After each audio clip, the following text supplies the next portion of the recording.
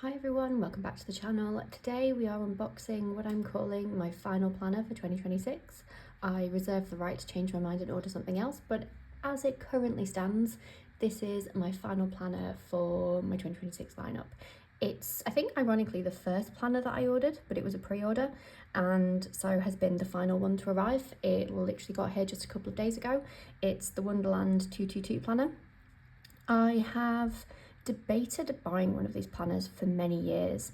I remember when they were still on Etsy back in the day, in their really early days, and I'd come across them a few times, looked at them. I wasn't a huge fan of their printing style, it having used the Hobonichi that was quite subtle. I found theirs a little bit too kind of in your face, and it was never massively colourful or anything like that. There was just something about the harsh lines. Now it's very much more toned down, and so I finally decided, with 2026 and me kind of umming and ahhing about my planner setup, perfect time to jump in and order one of these. I went for the B6 Core Horizontal Planner, and I ordered it in Midnight Sky.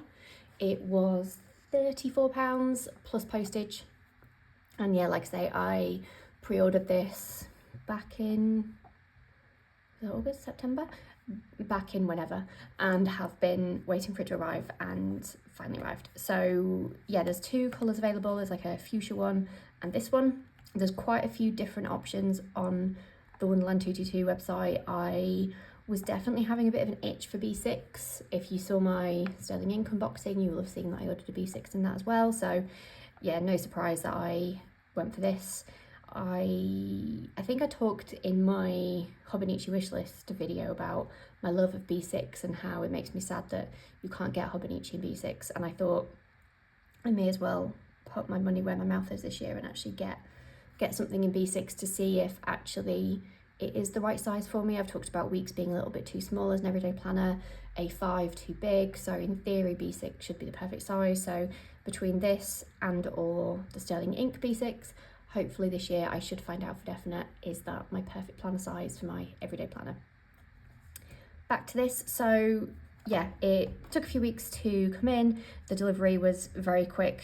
It just literally came in a brown envelope with a couple of bits and pieces additionally. So a couple of stickers, I'm going to assume they're stickers. Very cute paper finally stickers, and this. Now this is a really nice touch. When I opened it out, I was like, oh, has it got wet in the post or something? It's actually a plantable postcard, which is very, very cool. I love stuff like this. I love the combo of just the gorgeous design and then no waste, and this being able to be planted. Love that. Really nice touch. And that's it in terms of what came in the package. This was cellophane sealed, but it was in a hardback envelope, so no issues with any damages or anything. And I'm calling this an unboxing, but I have obviously already unboxed it because I have done a pen test in the back, because I was really keen to do the same pen test that I've done with all of my planners.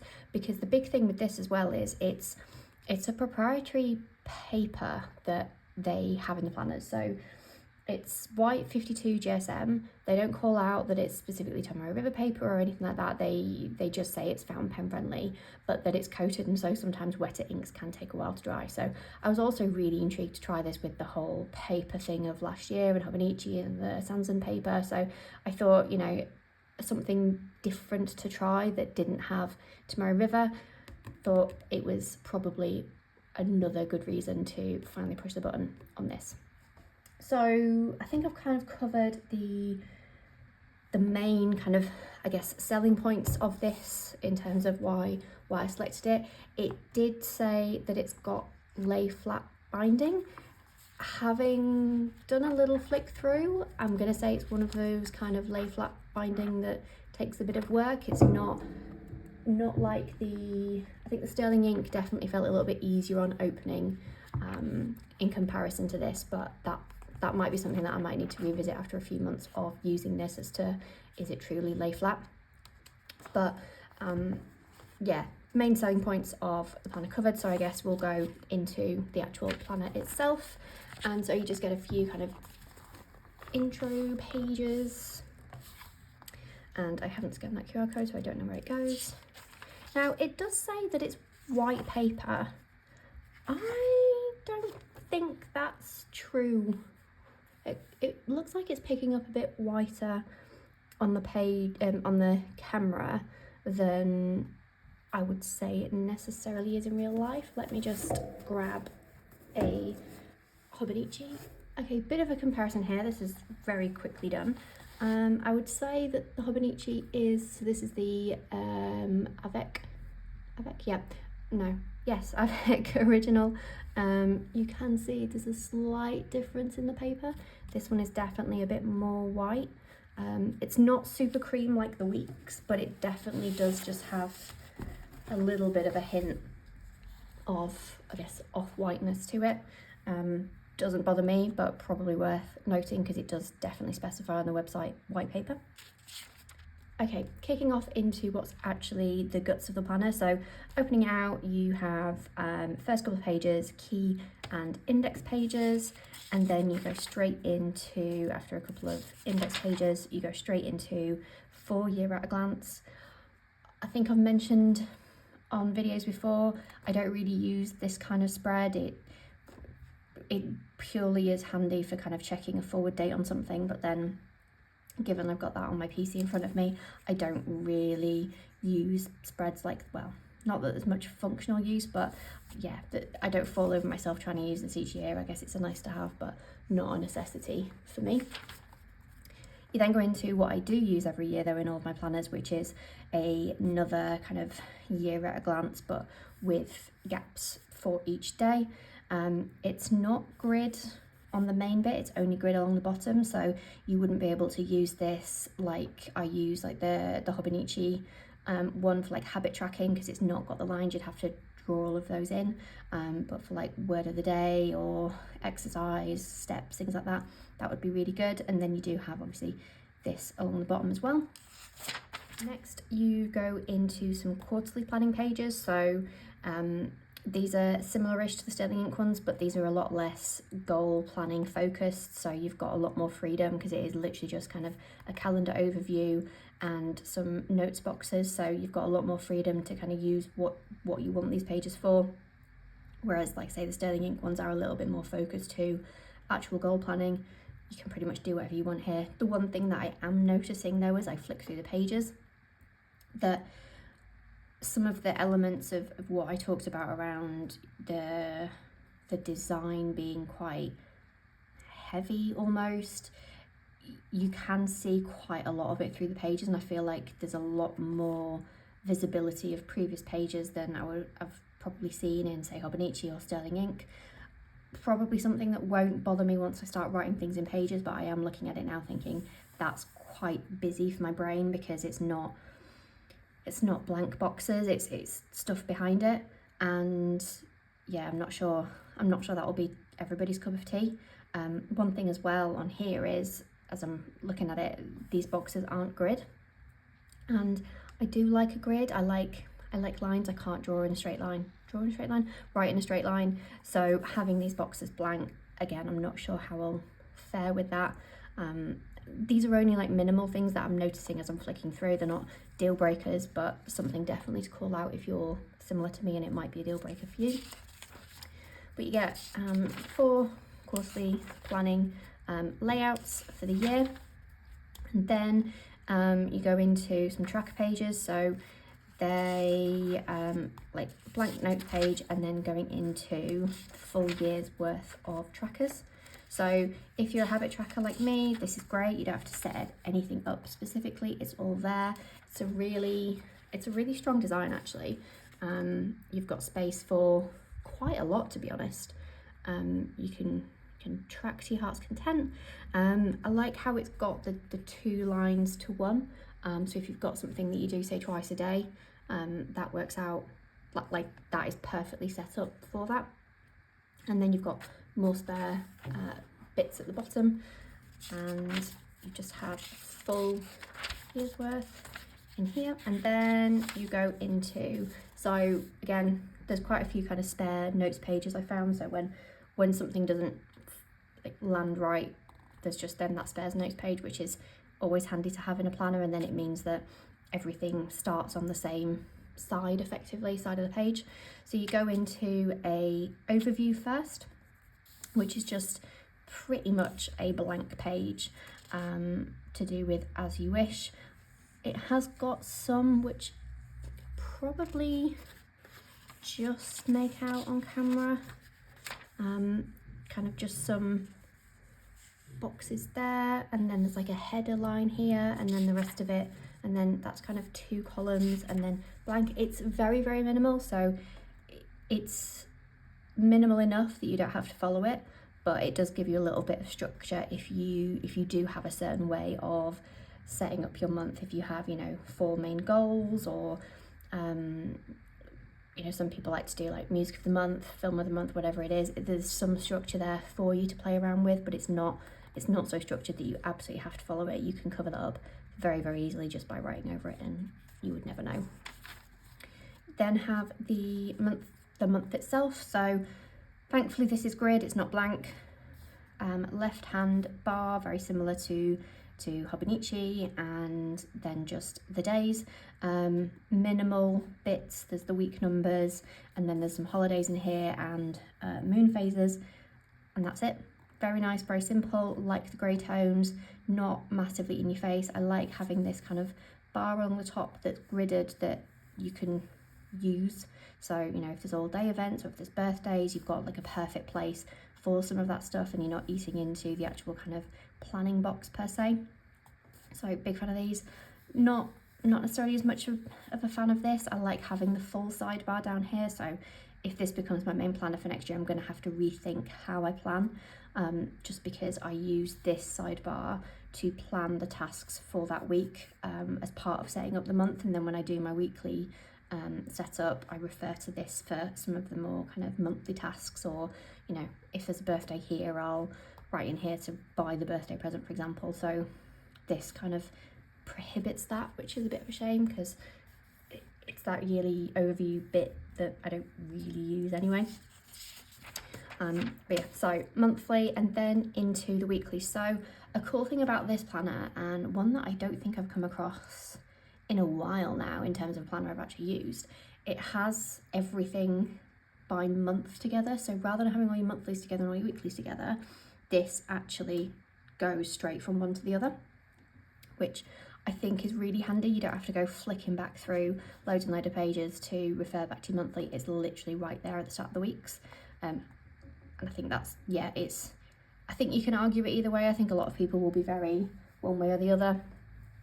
I'm used to all the months being together, but it's only because that's generally how it is. So intrigued to see if I get annoyed by it or not. We'll see. But this is the monthly, this is the horizontal layout. So obviously they've got vertical and horizontal. Part of the reason why I went for the vertical in sterling ink was because I knew I had this in horizontal ordered. So I've got both options available to me for next year, and I can work out which I jive with more. You have got very simple, so all of it is grid, so tick versus the weeks for a start. You've got kind of one line there to, again, a subtle line. You don't have to use it, it's not very in your face, but you can. So if you want to do kind of a bit like what I do with the weeks, events down this side and then tasks here. You've then got the grid here, which there's another line here and a line here, so it's split up into 3 on this right hand side if you want, but again, not super in your face. The only annoying thing from a kind of planning and setup perspective is, because this overview calendar is here, you can't set this side up with the same bit every day. So if you wanted to divvy up your tasks into, so sometimes when I'm planning, I like to divvy up into like work tasks, home tasks. I might do like health and fitness. I can't really do that here because I'm missing the box for Monday. Slightly irritating, I'll be honest, because now I'm going to have to think of ways to use this page that only requires 6 slots here, so I'm going to have to think of something possibly completely different for here, and then using those for the days. Again, it's a minor thing, but it's one thing that as I'm flicking through, I'm like, that may end up bugging me if I find a layout that requires me to split the day up into 3 over on this side. We'll see. And so you go straight into your weeklies, and then you have a December review page, well, a review page for the month that's just finished, and then you have an overview page for the month that's beginning. And that's the layout that basically rolls through for the year. And then at the back, so you get a few daily / notes / other pages at the back. All the pages are numbered, which is a nice touch. I do like a numbered page. So you get, let's see, so you get nearly 100 pages of what they're calling dailies. So they do have a time bar that you can just see down the left hand side that goes from 5 AM till midnight. So if you do anything between the hours of midnight and 5 AM, sorry. And the setup of the day, let's see, it's lay flat binding. Okay, with a bit of work, it gets there. So it's not perfect, but it's not terrible. In terms of the setup of the day, so you get 2 columns there, and then this is free space. There's just 1 line there and 1 line there. Like I've said the whole way through this video, it's not very in your face. It's quite subtle, so I don't mind it. There is a little bit here for the date. So yeah, they set this up as a daily page. I'm not much of a daily planner. However, it will be handy to have if I have like a super busy day where I'm doing lots of shop stuff or something, or doing lots of home stuff. It might be handy to use, but because the setup is so subtle, I need to find a different word other than subtle, I can just use this for anything, you know, common placing, notes, stuff like that. This is a really good kind of middle ground. I've spoken before about having too many notes pages in the cousin because it's a daily planner. I don't need 365 pages, but actually something like 100, like what you get in the weeks. It's probably a nice amount for any kind of notes, holiday planning, packing list, whatever it might be, to cover me for the year. I can't imagine needing more than this, then with the odd kind of daily thrown in there. Works really nicely, like it, I'm a fan. And it's not, you know, because it is 52 GSM, you've got all of that, and it's not a super thick book either. So, big fan. Then on to the important bit, the pen test. So, did this a few days ago. I did it exactly the same way as all the other pen tests that you'll have seen on the channel. Wrote it, left it, not super long, closed the book. Absolutely 0 ink transfer onto here. So I was a little bit concerned when it said, you know, don't use super wet inks, or if you do use super wet inks, blot it. I didn't blot. I wanted to give it the same test as everything else, and I clearly didn't need to, so that's all good. In terms of the actual ink laydown, really good. Can't really see any feathering at all. It's holding the ink really well. Everything looks as it should in terms of brightness. It was nice to write on. It definitely does feel, you can feel the coating. It's got a smoothness to it. My pen did go over it very nicely. Nothing was scratchy. Yeah, good start. Now for the bleed. I'm gonna say that is the best of all of the planners that I have tried for 2026. Bit of a bleed through with these dots. These are the Midori dots that I have complained about bleeding through absolutely everything, but even then it's only a little bit in the middle, so I am super happy with that. To give you an idea,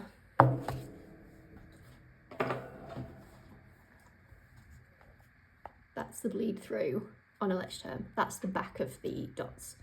So this is, I mean, ledge term aren't known for their outstanding paper quality, but to give you an idea of how bad it can get. So that's pretty good as far as I'm concerned. There is kind of the tiniest bit on the inner gel, but I mean the tiniest bit. Maybe a little bit on the Coletto, which I think has been pretty consistent. The gel pens have been probably some of the worst ones with these pens that I've, with the paper that I've been testing for 2026. All of the fountain pen has just worked beautifully. Even the end of the mild liner, not really bled through. Really happy with this. Really happy. I was thinking of using this maybe as a work planner, but given how well it deals with ink, because I only use my Jetstream for work, just because I like to colour code and I like to be able to make quick notes, but given how well it's holding ink, maybe the sterling ink will be for work instead. Food for thought. But yeah, that is the Wonderland 222. Finally bought it, finally tried it. I am keen now to actually start setting up my planners. I am still kind of debating on what I'm using everything for. As you just heard, this was potentially going to be a work planner, maybe not. Let me know if you would want any more videos on 2026 planners. Obviously I've got this and the sterling ink, which are B6. If you want kind of a full comparison video of the two, I'm more than happy to do that. Let me know in the comments. But otherwise, yeah, really happy with this. I definitely, the cover, which I probably didn't mention, it's got this kind of like faux leathery texture to it. I normally don't like these kind of textures, but actually it doesn't feel super plasticky, it doesn't smell, it actually feels quite nice, so I'm actually pretty happy with it. It's not one of the awful ones that you sometimes get. But the only thing really is kind of this lay flat situation. Other than that, I'm very happy with this. Lovely little planner, great size, very functional, the setup's great. Kind of keen to get using it really, just need to decide whether it's going to work or going to be my main planner for home. But yeah, have you ordered one of these? Have you used the Wonderland 222 before? Let me know in the comments your thoughts, if you have used them before or whether they're on your list to try. If you enjoyed this video, please like and subscribe, and hopefully I'll see you in the next one. Bye!